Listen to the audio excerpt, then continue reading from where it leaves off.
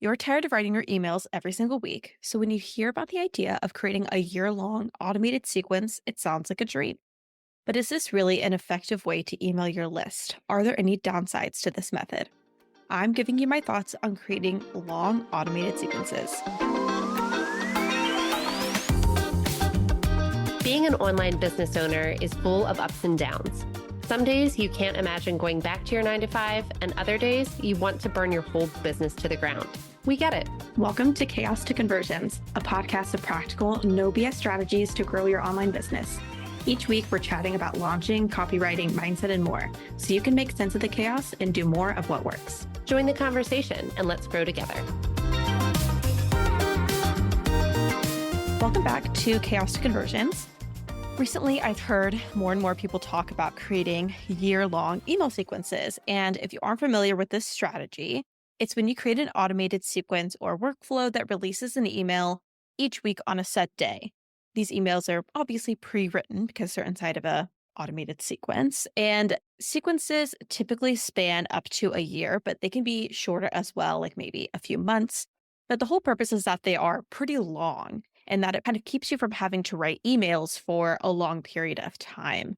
So that's why I will refer to them as year-long sequences in this case, because in the conversations that I've had and talked to other business owners, that is what they are aiming for or what they are currently using is the year-long sequence.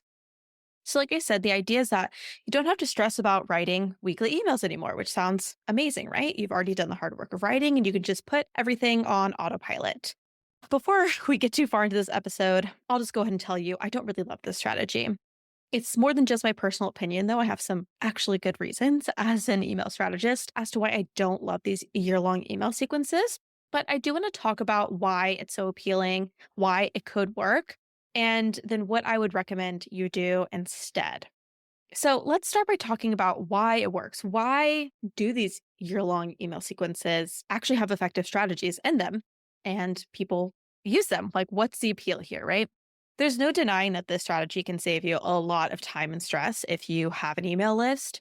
It takes a lot of time to sit down each week and get that email written. A lot of us get caught up in all our other to do lists, and it's easy to put off that email and say, oh, well, I'll get to it tomorrow. Or okay, I'll just skip this week and come back to it. It can be really hard to stay consistent. I hear from a lot of the people that I've spoken to who have implemented these year-long sequences or are in the process of building one that they just really hate writing emails each week or they hate trying to keep up with it. And so with a sequence, they can consistently show up and promote their products and services without having to stress about sitting down every week or batching their content. So 100%, I love the effort towards consistency here. I talk about that a lot on this podcast and with my clients. Consistency is extremely important when it comes to marketing in general, but especially with email marketing. However, I do have issues with how the strategy is implemented in this case. So that's what we'll talk about more of in a second. Another thing that people really love about this strategy is that you can repurpose old content. Typically, when people are creating these longer automated sequences, they have actually been emailing their list for a while without a sequence. So they've already put in a lot of time and effort into writing emails and they repurpose them into this year-long sequence. Essentially, they're just tired. They're looking for a simpler way. And voila, repurposing content. Again, a strategy we all love, something we always hear talked about in the marketing world is repurposing. I love that. I love the intention there. Just don't love the implementation. There are some reasons why these automated sequences, these year-long sequences, just don't work. And to clarify, we're not talking about short welcome sequences that are a couple of emails, right? Like 6 emails or so. Those are needed. We're talking about year-long sequences where you have planned out intentionally 40 plus emails. Maybe you've actually done a whole year, 52 emails that are going out and you're releasing them week by week. That's just not great implementation of those strategies. Let's talk about why though. So first is automations just aren't very specific. When you're automating this type of sequence, people are jumping in at different time periods. So, for example, let's say that subscriber A signs up for your opt in, they get put into this year long sequence, and they receive the first email of the sequence on January 1st. And subscriber B also opts in at some point later down the road. They receive email 1 on April 1st. They both got the same email as their first email. but they've gotten them several months apart. Because of this, you have to make sure that the messaging when you create the sequence is fairly general and broad because you just never know when someone is going to get that email. That is going to make it really hard if you're someone who has seasonal products, if you're someone who has products that perform really well at certain times of the year, if your messaging needs to change throughout the year, which likely it does for all of us, right? Because as people are in different phases of the year, they're feeling different things. They have different wants, needs, struggles, all of that, right? That's going to be really hard because I could be talking about a specific product in that first email. And if it goes out on January 1st, the messaging I might use is different than the messaging I probably should use in April 1st. Again, if you have a seasonal product or service, it's really hard to squeeze that into a sequence when you just don't know when they're going to get that email, right? Likewise, you can't really get specific with your messaging, like talking about holiday stress or the summer rush, because again, who knows when they're going to get that email? I can't mention, hey, you might be feeling really overwhelmed and stressed with Thanksgiving and quarter 4 coming up, because what if they get that email in the summer? Then that wouldn't really make sense. That's to me a really big missing piece when it comes to these year long sequences. You just have to be general and you just have to hope that the messaging is going to hit and it's going to push them either closer to conversion or nurture them, whatever your aim is in that email. You just can't always guarantee that when you're not sure when they're going to be getting that. Another thing that I think really is a hindrance to using these year long sequences are sales and launches. Melanie and I have talked about this a lot in episode 1 and episode 35, where we do the quarterly planning episodes. But if you're someone who launches or you do any type of sale throughout the year, you want to warm up your audience to those offers, to those sales. And with an automated sequence, that gets extremely challenging. Again, you don't know what stage in the sequence they will be in at any given time. Your options are here kind of to either hope that you warm them up and that they're ready when the sale or promotion comes around, which is not a great strategy. Or you can write emails separately from that sequence and you can send out extra emails while they're also getting the sequence. But to me, that kind of defeats the purpose of having the sequence in the first place if you're trying to avoid writing emails, right? I think that is a really, really big piece to these automated sequences. So, like, again, if you have a course, a membership, a workshop, and you're not effectively warming people up, you're not going to see the kind of sales that you want to see when it's time to launch. If you do site wide sales or maybe a specific holiday sale on digital resources or something like that, again, you can't effectively warm someone up when you don't know where they're going to be in the sequence at any given time. And you don't know if that's right for around when you're going to be doing your sale, right? So if you sit down and you plan your year-long sequence and you're like, okay, email 1 goes out January 1st, and I'm going to plan like it's a whole year, you don't know that someone's going to be getting that email January 1st. Okay, another thing is data and updates. This is kind of another piece that I see as a really big issue with these year-long sequences. And I want you to be really honest with yourself here. When was the last time that you actually went in and looked at the data for your welcome sequences? When was the last time you went in and updated your welcome sequences? A big problem I see with these year-long automated sequences is setting it and forgetting it. People aren't checking in. There is no adjusting of messaging or offers. There is no updating of the content inside. So how do you know if an email in that sequence is doing well or not? You have to be intentional about going in and checking those things, and not just checking them, but doing something about it when it's not performing well. A lot of us, when we're sending out broadcast emails or weekly emails, I'm looking at the data constantly. You can go in and very easily check. When I open up ConvertKit, right, I can see all of my most previously sent emails. They're right there. I can check them before I send out next week, see what the stats are, and I can make decisions from there.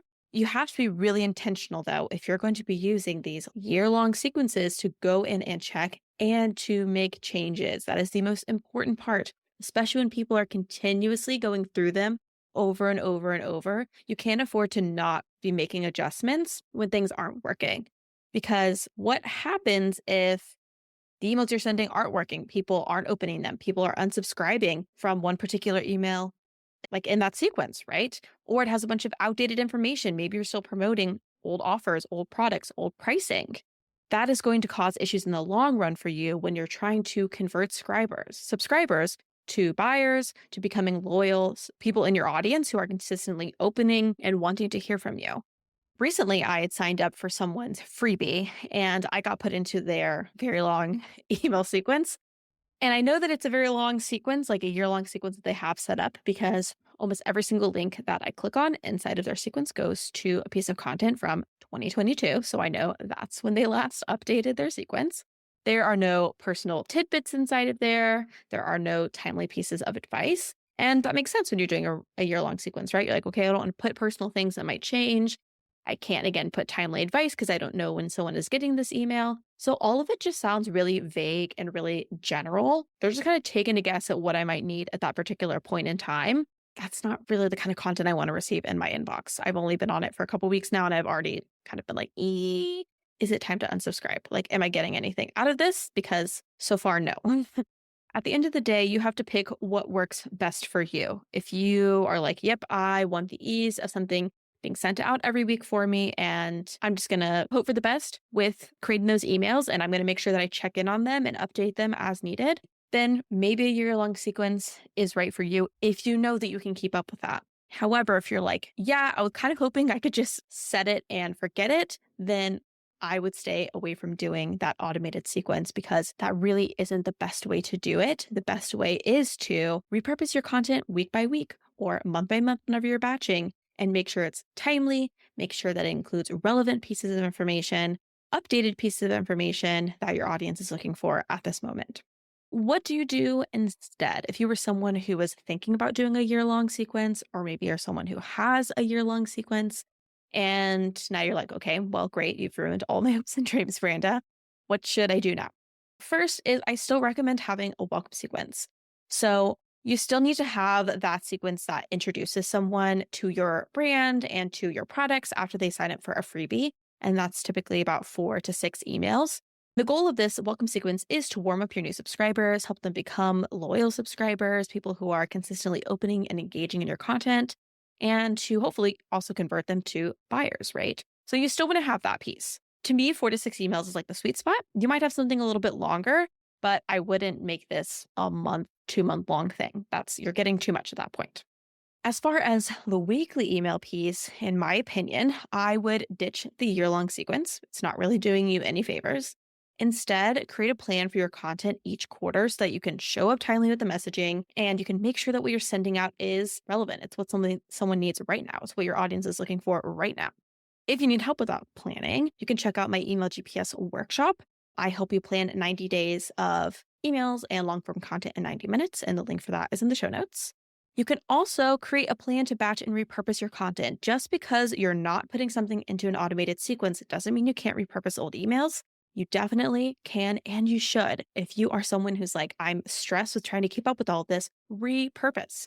If you have already written emails for several months, at least probably a year, maybe you're not repeating things too consistently, then yeah, repurpose that stuff. You can go back into old emails that you sent, search through them, see if there's something that you can tweak or revise to fit where you're at right now. For example, if you want to promote a product, go and see if you've already talked about that product previously in the past year, reuse that email, tweak it. So to recap, a year-long sequence might sound like a good idea. The strategy is there, but the implementation and reality can leave you a little disconnected from your subscribers and lacking the kind of conversion that you likely want to see when you're putting effort into your email list. Instead, I recommend having a short welcome sequence for new subscribers to go to, and then create a batching plan and a content plan, help you stay consistent and create timely and relevant content. You can also repurpose old content so that you're not having to write emails from scratch. If you would like help writing a welcome sequence or you would like support with your weekly emails, I offer email marketing services for both of those things, and I would love to help you out.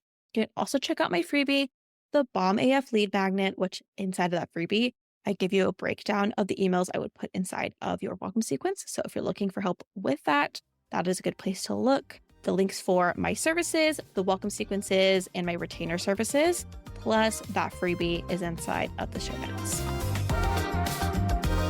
Thanks so much for joining the conversation today. If you want to learn more about how we can work together on email marketing, launch copy, or content planning, head to therelevantcollective.com. I'll meet you back here next Tuesday for more practical strategies to take your business from chaos to